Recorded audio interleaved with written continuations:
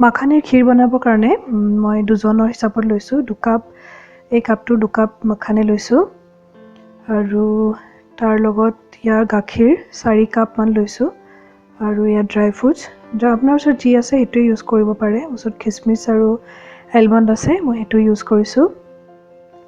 আৰু লগত লৈছোঁ এয়া ব্ৰাউন চুগাৰ, নৰ্মেল চুগাৰো ইউজ কৰিব পাৰে। আমি যিহেতু নৰ্মেল চুগাৰ বেছিকৈ নাখাওঁ, সেইকাৰণে ব্ৰাউন চুগাৰ ইউজ কৰিছোঁ। আৰু চুগাৰটো নিজৰ টেষ্ট হিচাপ মতে, কোনোবাই যদি বেছিকৈ খায় আৰু অলপ বেছি দিব পাৰে, নহ'লে যদি কমকৈ খায় তেতিয়া কমকৈ দিব পাৰে। আৰু এইটো মই দুজনৰ হিচাপটো দেখাইছোঁ, আৰু যদি আপোনালোকৰ 3জন, 4জন বা 5জনৰ কাৰণে দিয়ে, সেইটো অনুপাতে ইয়াৰ এমাউণ্টবোৰ বঢ়াব লাগিব। তেনেকৈ মাখানীও আপুনি 4 কাপ দিব, গাখীৰো 8 কাপমান দিব, এনেকৈ দিব। তেতিয়া চুগাৰো আৰু অলপ বঢ়াই দিব, ড্ৰাই ফ্ৰুটছো বেছিকৈ দিব। প্ৰথমতে মাখানীখিনি অকণমান ঘি লৈ পেলাই ৰোষ্ট কৰি ল'ব। চাব যাতে ৰোষ্ট কৰোঁতে অকণমান ব্ৰাউন কালাৰ যেতিয়া হয়, তেতিয়া আপুনি গেছটো অফ কৰি থ'ব আৰু অলপ সময় কেৰাহীটোতে ৰাখিব, কাৰণ ঠাণ্ডা হ'বলৈ দিব। যিহেতু তাৰপাছত আমি মিক্সাৰ গ্ৰাইণ্ডাৰত অকণমান এইখিনি গুড়ি কৰি ল'ব লাগিব। আৰু এয়া হৈ গৈছে, দেখিছে অলপ অলপ ব্ৰাউন কালাৰ হৈছে। এতিয়া মই এইখিনি গ্ৰাইণ্ডিং কৰি ল'ম।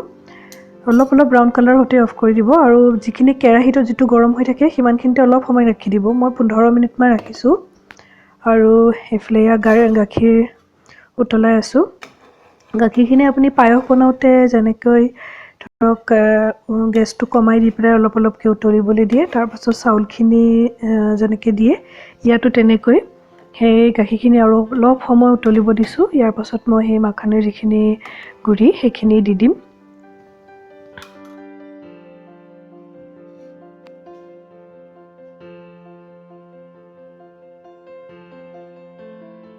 মই ষ্টাৰ্টিঙতে ক'বলৈ পাহৰি গৈছিলোঁ, আপুনি ইলাচি দুটামানো ইউজ কৰিব পাৰে। ইলাচি ধুনীয়া ফ্লেভাৰ আনে, গতিকে গাখীৰখিনি উতলি থাকোঁতে দুটামান ইলাচি দিব পাৰে। মই এটাই দিছোঁ, যিহেতু মোৰ হাজবেণ্ডে বহুত বেছি ইলাচি ভাল নাপায়।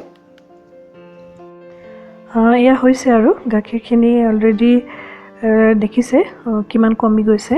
এতিয়া মই এই গুড়িখিনি এনেকুৱা অৱস্থাতে মই ৰাখি দিছোঁ, ইয়াতকৈ বেছি গুড়ি কৰা নাই।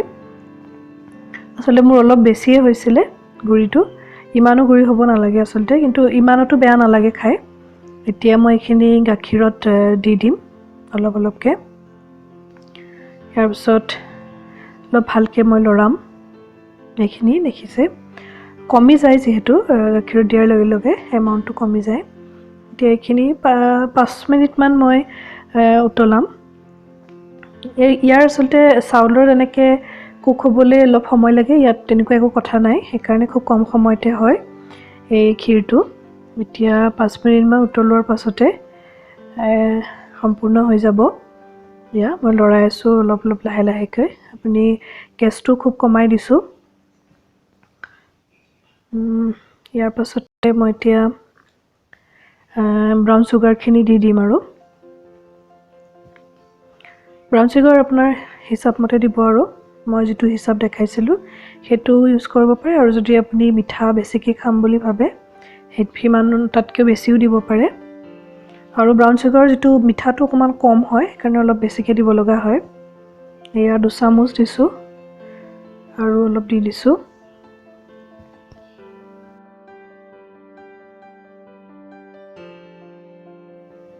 আকৌ এবাৰ ভালকৈ এয়া লৰাই দিছোঁ।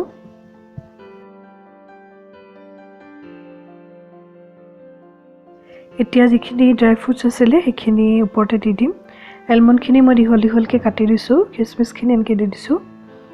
এতিয়া মানে শেষ হোৱাৰ সময়ত এইখিনি ওপৰত দি পেলাই 1 মিনিটমান আপুনি লৰাই দিব, হৈ যাব। আৰু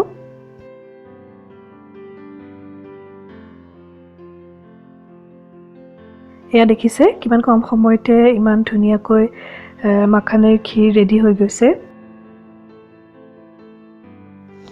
গতিকে এয়া চাওক, দেখাত ইমান ধুনীয়া হৈছে। আৰু যদি আপুনি হোৱাইট চুগাৰ দিয়ে তেতিয়া কালাৰটো আৰু বেছি ধুনীয়া আহে। আৰু যদি কেতিয়াবা আপোনালোকৰ বনায় আৰু লগত যদি আপোনালোকৰ চেফ্ৰন থাকে, চেফ্ৰনো দিব পাৰে, তেতিয়া আৰু ধুনীয়া টেষ্ট হয়। এনেকৈ খুব সোনকালে এই ক্ষীৰটো বনাব পাৰিব। আৰু আপোনালোকেও বনাই চাওক আৰু এই মোৰ ভিডিঅ'টো ভাল লাগিছে যদি লাইক কৰিব, কমেণ্ট কৰিব আৰু মোৰ চেনেলটো ছাবস্ক্ৰাইব কৰিব।